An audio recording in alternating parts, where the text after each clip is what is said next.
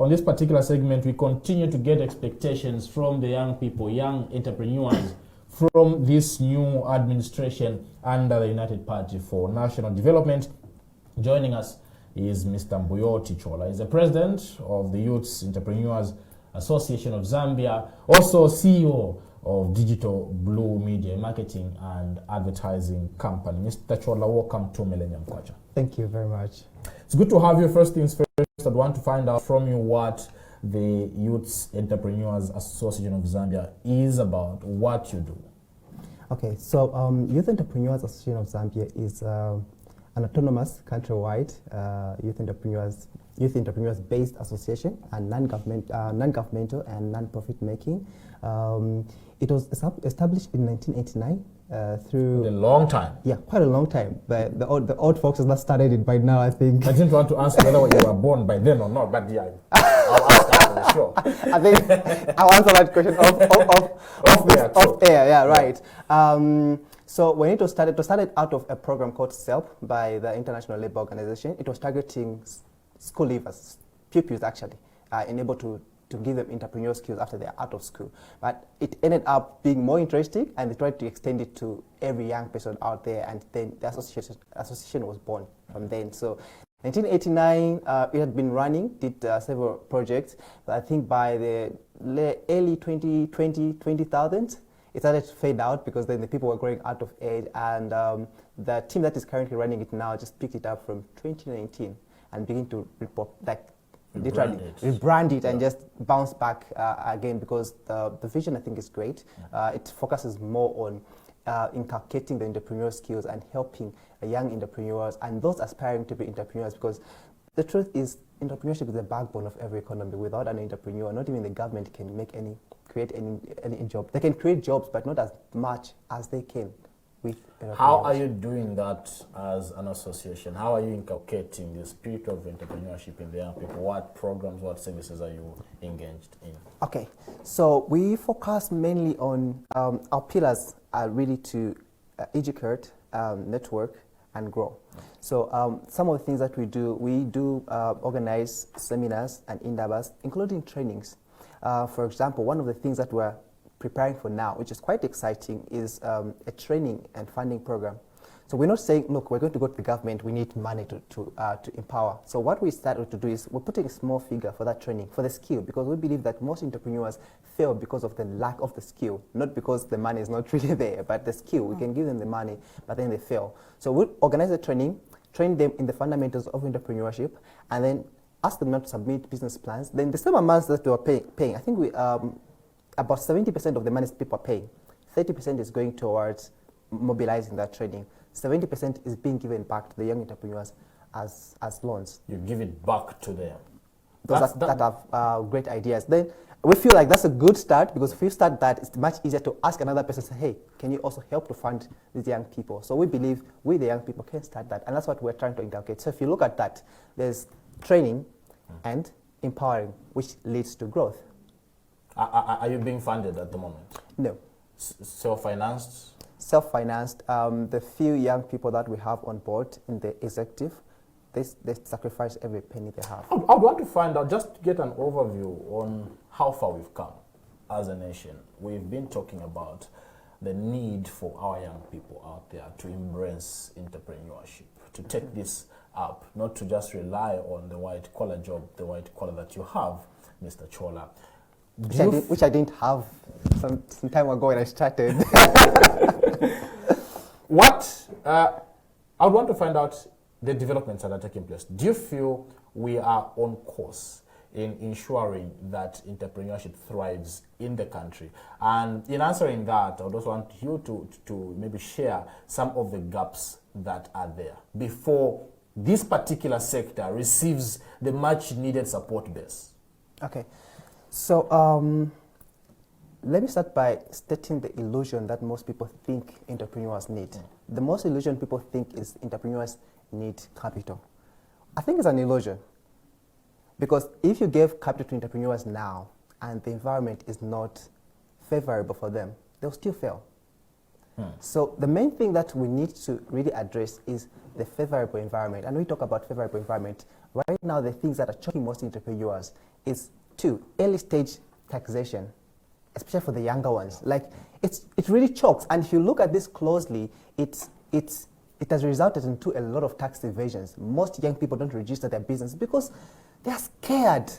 We're talking about 4% of whatever amount you make if you are not turning over not more than 800,000 per annum.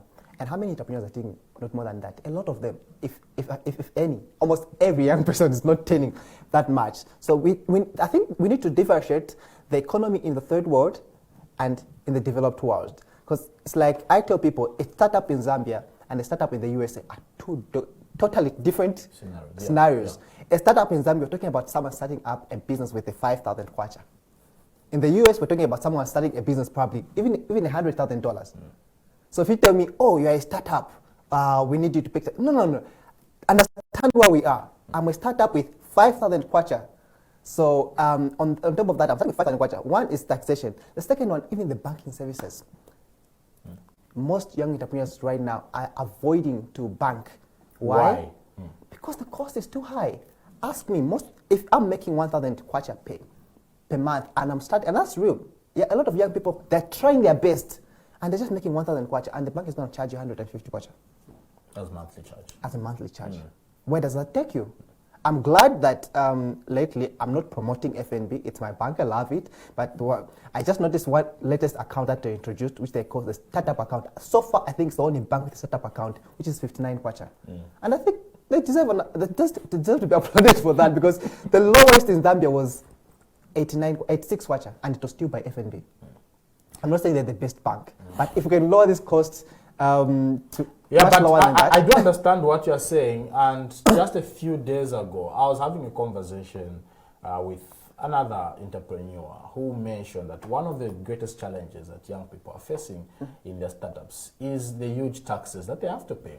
Even in terms of registration, just for you to register a business, how many PACRA, I don't know how many registrations you have to do, trading license, business levy. But then the question that I keep having is, how best can we do this? Because you still need to register your business legally. You still have to pay these fees. So how can we maneuver around this?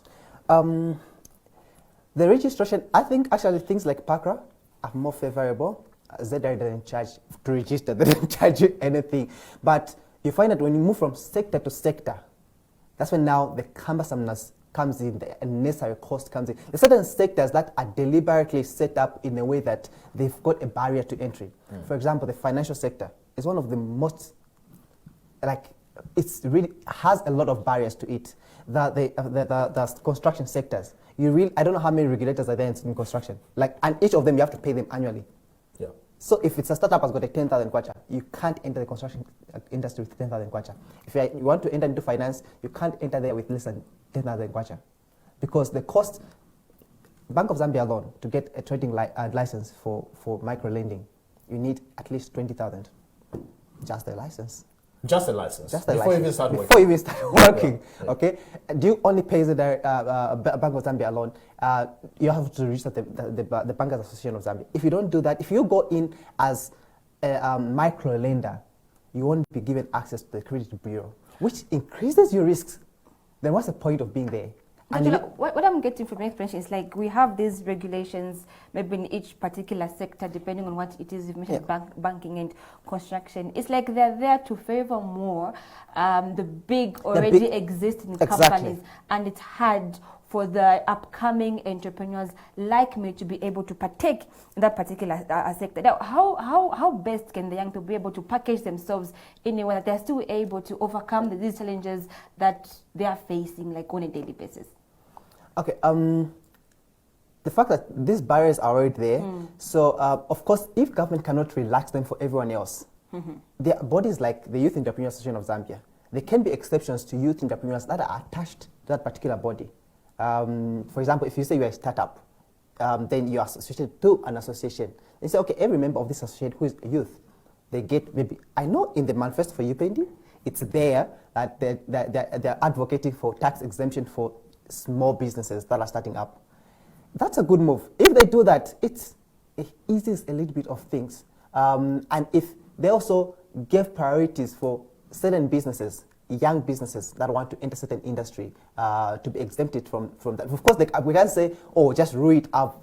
It means, again, the competition is like the competition becomes the same because the bigger guys, again, still have a better chance at it. But if there can be much relaxed conditions for small entrepreneurs, young entrepreneurs, who are the youths, and the truth is the youths are the majority. So if you don't give them favorable condition to enter into particular industries and also be able to make it out there, meaning as we go, we'll only have either foreign entities or the old foxes running the show, and the youth entrepreneurs will still be struggling. And as they struggle, you have to realize that also pushes unemployment. You mentioned a very important point when we're just beginning of the illusion that capital is one of the most important things before startups. Don't you feel it is? Because let's, hypothetically speaking, let's give an example of maybe all these registrations are removed exemptions, the taxes exemptions for startups. Go in without the money. How will you do it? Capital. When we say capital is not cash alone. Agreed? We are hearing from you. Yeah, so capital is not money alone. Capital could mean a lot of other things. Capital could mean skills. Capital could mean the resources. There's social capital you can leverage on as an entrepreneur. So per se, let me say intensive capital is an illusion. Second, yeah, maybe if you correct it. Yeah. Intensive capital is an illusion where you say, okay, I just need 100,000. If you can be able to put together any amount that can allow you to have your legal framework in place and begin to run, you're good to start, depending with the sector that you're in. And you can leverage on the social capital that you have. I can give an example. When I first started my first business, I think I only borrowed like 20 Kwacha from Airtel and 20 Kwacha from MTN, converted that into data.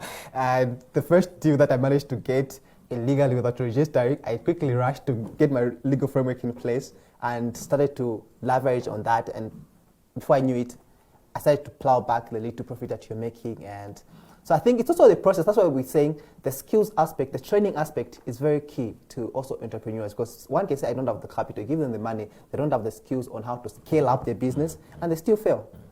Let's try to zoom in on the importance of information. One particular thing, like he's mentioned, is the issue of capital. Or what we're waiting for is that I have this very brilliant idea and I'm waiting for huge sums of money to come to my way without maybe this particular young person, entrepreneur, researching on that, getting the valid information, meeting other people who've done what you are trying to do, because there is somebody who's done what you're trying to do. How important then is information for a young person, and how does technology as well play a part in that? Information, I think, is not even I think, it's very important for not just for an entrepreneur, for anyone. If you're not, let me give a typical example. You want to marry somebody. You can't just jump in and say, hey, I'll marry you today without knowing who they are. That's the greatest risk you can go into. What if you're marrying a murderer? So even in business, information is key. Before you enter into any industry, research about the legal frameworks around that industry, around that sector, what's required of you. Don't be caught by surprise when you enter into there. And I think information technology has eased things a little bit. Of course, we don't have as much data, especially on the Zambian market. It's been a struggle for most entrepreneurs when they're working on their business plans in terms of where can I get this data. But of course, you can. It's not as bad as it were 20 years ago and 10 years ago. You really have to knock on people's doors, like, I'm looking for this information. By then, I think the Central Statistics Office, okay, can I see the data for this? Can I see? And mostly they would have data on specific industry like health, finance. Certain sectors, like right now, manufacturing doesn't have much data in Zambia. If you ask me, you can't know the most consumed product by going online. You have to probably knock on certain doors to say, okay, what's the consumption pattern for this product? And things like that in developed countries, that's what entrepreneurs leverage on to project on what businesses should focus on. Because you have to look at the current demand. You don't just have to wake up today, so, oh, I love doing this, so I'm going to delve in this business. So you look at the data data is everything. So the information is everything. You look at the information, is the demand good enough? And if anything, go ahead, do your customer research, do your customer persona research. Okay, is this demand matching what is there? Are people willing to pay for this particular amount? All that's information. And right now, especially in the time of COVID, we've seen a lot of young people doing online customer researches in the comfort of their homes. So I think technology is being leveraged very well. I know you work with a lot of young people, with the work that you do, of course, in the association. So one particular thing, also the kind of mood that we saw when we saw the now President Hakainde Hichilema being announced, is so much excitement, how Bali is going to fix people's lives. Now, when you bring this down to entrepreneurs specifically, what kind of a mindset should they have for them to be able to make it? Because we saw COVID, unprecedented, unforeseen COVID came in. It changed a lot of things, the usual way that business is done. So two things. How does the young people, even with the new government, with a hopeful, like seeing a light at the end of the tunnel, what kind of a mindset should they have, and also how should they be able to work against the unforeseen life circumstances, if I may call it like that? The first thing I would say is Bali will fix it. For me, in my opinion, was just a political slogan. Bali won't fix nothing if we don't start to fix ourselves. So yes, there's hope out there, but if we're going to fold our hands because Bali said it's going to fix it, nothing will get fixed. So as entrepreneurs, we just have to leverage on the words that are there. Not necessarily that Bali will fix them. Bali will fix it if we help Bali to fix it. But if we sit back and say Bali will fix it, they can come back to me. Nothing will be fixed. So it's us coming out. Just like I said, it's us to actually go to Bali, say, Bali, this is what we have on the table. How can you help us fix it? And even in the fixing, in the real scenario, the government only creates a favorable environment. So when you say Bali will fix it, we're not saying, okay, start dishing out money to everyone else, just so that everyone else is happy. No. We mean us working hand in hand with the current government and creating that favorable environment so that we can thrive. Okay. Great. I know you've answered this question in some parts. What would you expect in real sense? What would you expect the new government to put in place in favoring the young entrepreneurs? We've talked about the issue of taxes, for example, creating a conducive environment. What do you expect the new government to do in promoting young entrepreneurs? Okay. Apart from the taxation aspect of it, in overall, I think entrepreneurship itself has to be inculcated in a lot of young people. There have to be deliberate platforms that should be able to allow entrepreneurs to grow. For example, you can not only seminars or conferences, you can have conferences and seminars, but let there be avenues where entrepreneurs can network with others and also connect with people that will be relevant to them. If, let's say, what are called deal rooms. Sometimes the platforms, you can even have a government platform that's called like a deal room platform where entrepreneurs can connect with potential partners, potential investors, potential co-founders, because it's in those kind of platforms. And why I'm saying if government could have that, whoever is behind something gives confidence to whoever is on the platform. So if say this platform is owned by the government, they allow young people to be on there, or it could be a third party in partnership with the government. It will have a lot of confidence from other investors or partners to be on it. And if young people are there, they're likely to network. All those are like platforms or things that can help create a favorable environment. On the real ground, apart from taxation, certain fees can also be relaxed for young entrepreneurs. Then young entrepreneurs, even in government tenders or even private tenders, would love to see a situation where a particular percentage is deliberately secured for youth entrepreneurs or young entrepreneurs. Say, out of this budget, we're looking at least let 5% or 10% be given to a youth entrepreneur. How?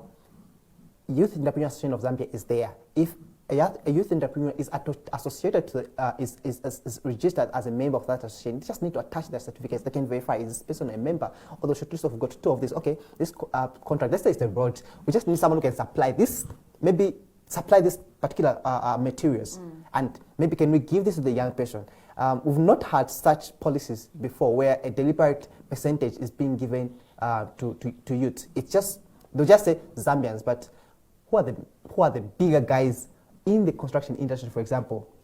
Do we have a lot of young people in the construction industry? No, most of them are bigger, are older people. But the youth also, they're struggling. But if they can be given that opportunity, deliberate by the government, so, okay, 10% deliberately has to be given at least to a youth entrepreneur or a youth cooperative, which is something which we're trying to advocate for. Because youth cooperative. Yes, not village banking. Please, I don't advocate for village banking. We've seen a lot of damage village banking has done. But we're trying to advocate also for youth cooperatives, and I'm glad that the UPND manifesto mentions about that. They don't necessarily say youth cooperatives, but I think they're saying community cooperatives. So they can also promote youth creating these cooperatives, because most young people get it wrong when they're just one person, two people. They're all over the show. But cooperatives also comes back to answering our question about capital. If it's a cooperative that's got 1,000 young people and probably a board of 6, 1,000 kwacha, 1,000 times maybe 1,000 kwacha, we've got 100,000 already there. So if they can consolidate those things and also find a way they can regulate these cooperatives in an effective manner, just like I advocate for village banking to be regulated, because we've seen a lot of people lose a lot of sums of money. Two last questions before we let you go this morning, Mr. Chola. I think it would be unfair if we let you go without talking about the company that you are running, Digital Blue Media. Tell us briefly what you do. When was it established? So Digital Blue was established in 2018. It's less than 4 years old. So our focus is... You founded it? I co-founded it. Co-founded? Yeah, I co-founded Digital Blue. So we focus on digital marketing and branding. So we're a digital marketing and branding agency. So we serve both local, we have served and we still serve both local and international clients that seek to increase their visibility and as well as increase the market share and just overall sales. So those are like our main things, and our delivery is deliberately result-based. Out of curiosity, I would want to find out from you lastly, being an entrepreneur, a young entrepreneur, do you have 3 names of young entrepreneurs that you can cite that are doing great things out there in society? I can. I can cite them, though I don't think it would be wise for me to point out certain names. No, it's good. I think Zambians need motivation. They need inspiration. We're talking local about motivation. Local motivation. Zambians, we want to know who is actually even doing it successfully. Okay. Some of them, I don't know their age, so I may say they're young entrepreneurs, and some are like, yeah, they're older. Yeah, let's hear their names. But the first person that I really, even personally look up to, who is still young, I believe is still a youth, is Dumisani. Dumisani has gone, I think is one of the guys that has put a blind eye to what the government is going to do. Is like, I'll do just this on my own. And I've seen him champion that end of entrepreneurship. Another person that I'm mentioning people in my circles that I'm networking with is Daniel Kabani. Daniel Kabani is still also, I think, young. He's not yet 35, I think, unless I'm mistaken. Yeah, but he's young. Yeah, so Daniel Kabani also is doing greatly on that end. I know Maria from the last conversation we had, she skipped that age a little bit, but she's also still energetic. Yeah, Maria Zalamis is still doing it out there. I know also of, I've forgotten the name of that young lady. She's also into agriculture. There's so many. There's so many. We're talking about also, I'm not sure if Mwenda Mulongoti is still a youth, but she's also doing fine in the digital space. We've got a span of young entrepreneurs that are affiliated to Bongo Hive community, because I'm affiliated to Bongo Hive community. So I know a lot of young of them, like Njavo Msanga, yeah, Njavo, a good friend, but of course he's not now in Zambia. He's decided to, is in Kenya, and in Uganda, I think, if not Kenya, but is now running a very good initiative about restaurants, how to help restaurant businesses, and they're rolling back also into Zambia. So we think that there are a lot of young entrepreneurs doing it out there, even in the harsh environment. A lot of them are still trying to struggle out there. Yourself, trying to be humble, or, but yeah, thank you so much, Mr. Well, I think you asked me all 3 the first one. It's supposed to be like one of them. With me. Mr. Chola, thank you so much for coming. Very insightful insights you've brought out. I think the viewers are excited. How can they get into contact with you? Some people that would want to be affiliated to your association. Okay, so with the association, let me not put my number, but let me give the number we can use for the association. By email, you can reach us at info@yes.eg So yeazz.org. Then the contact number that you can reach us on is, I think, 09. Let me just fetch it for our PR. I don't do communications. Okay. Yeah. If it's very far, I can give it at the end. Or Yeah, we can give it at the end, but I got it, I think. So that's 0972 657 669. 0972 657 669. That goes direct to our PR. Perfect. That was Mbuyoti Chola, President of the Youth Entrepreneurs Association of Zambia, is also the Chief Executive Officer of Digital Blue Media Marketing and Advertising Company, discussing expectations from the youth entrepreneurs in the new government. When we return from the break, we move straight into our training topic. We're discussing is free education attainable. We'll be back shortly.